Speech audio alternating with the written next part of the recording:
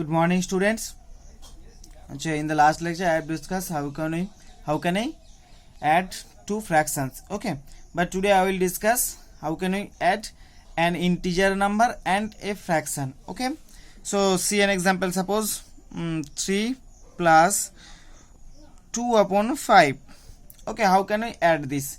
You know, any integer number. Suppose 3. 3 means 3 upon 1. We can write this or not? Tell me first. First you have to understand this. Any integer can be written as 1 with denominator. That means any integer number is the numerator part having denominator 1. Because that means 3 divided by 1. So if you divided 3 with 1, then we will get 3. See? So that means we can write it. Clear why we can write this? So any integer number can be written as a numerator with denominator 1. Okay, any integer number can be written as the fraction with denominator 1. Clear? So here we can write 3 upon 1 plus 2 upon 5. Okay. So is equals to here 1 and 5 denominator. So what is the LCM of 1 and 5? LCM of 1 upon 5 is 5. So use the formula 5 divided by 1 into 3 plus 5 divided by 5 into 2 is equals to 5 into 3 plus 1 into 2 upon 5 is equals to 15 plus 2 upon 5 is equals to 17 upon 5 is equals to 3 2 5. So here I say 3 is the integral part and this is the fractional part. 3 integral part, 2 upon 5 fractional part. Now tell me what we can see here. Here see 3 was the integer and 2 upon 5 is the fraction. So that means in this way, we can do the addition. But there is a simple method. What is that? If there is given an integral part and fractional part, then add all the integral part. Okay, and all the fractional part. Clear? That means suppose you have given two fractions, like suppose you have given 5 plus 1 upon 2 is equals to, we can write 5 ones are 2. Clear? If you do this the addition in this way, you will get the same result. You can check it. So see here 3 plus 2 upon 5. I have done this with the use of formula. Okay, and I have got 3 to 5. So that means 3 is the here integer and 2 upon 5 is the fractional part. So if we add this, we will get 3 to 5. That means 3 as the integral part and 2 upon 5 as the fractional part. Okay. So in this way we can do the addition. So if you have given an integer and a fractional part, then and one fraction, then you will get a mixed fraction having integer as the integral part and fraction as the fractional part. Clear this term line or not?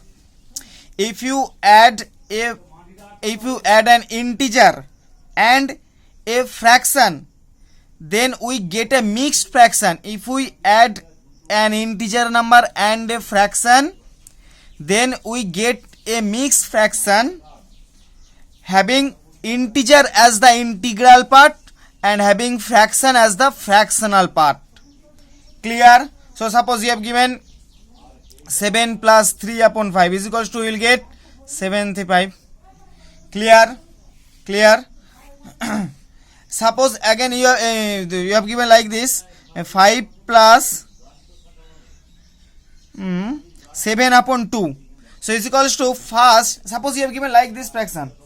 So you can write 5 to, is this right? Correct?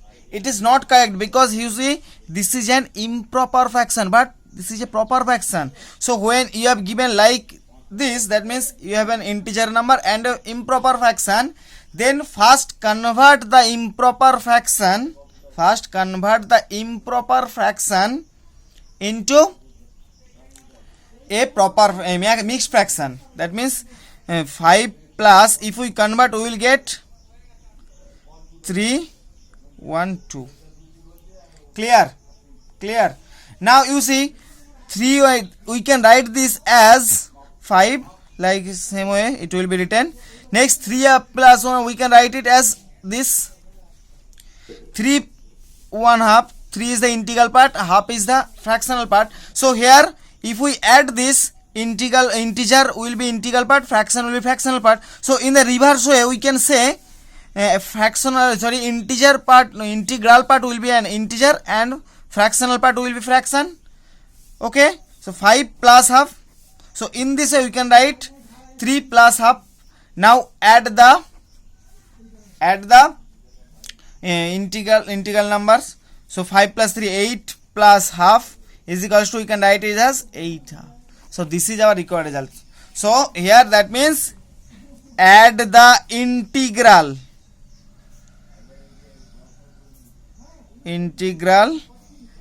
and fractional parts.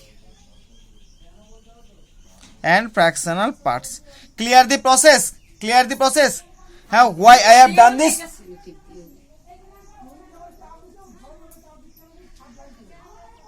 Why I have done this? Because you see we can write it as in this way. Suppose you are given 7 plus 3 upon 5. So we can write is 7 3 5. That means 7 is the integral part and 3 upon 5 is the fractional part. So in the reverse way we can write it is in this way. That means 7 3 5 is equals to 7 plus 3 upon 5. We can write it. So in this way we can do the addition. Suppose you have given another example, 6 plus 11 upon 3. So is equals to, first convert this improper fraction into a proper mixed fraction, is equals to 2 3. So is equals to, we can write it as 6 plus 3 plus 2 upon 3 is equals to 9 plus 2 upon 3 is equals to 9 to 3. So clear the process. And if it is, suppose you have given 7 plus 2 upon 3 is equals to 7 to 3, because this is a proper fraction. So for proper fraction, integer will be integral part and fraction will be the fractional part, and we will get a mixed fraction. And for if suppose you have given an improper fraction, then first convert the improper fraction into a mixed fraction, then separate the integral part and the fractional part, and then add the integral and fraction, and next integer will be the integral part and fraction will be the fractional part, and we will have the result. So clear. So in this way we can do all the addition. I mean this kind of addition. Suppose you have given the addition of an integer number and a fraction.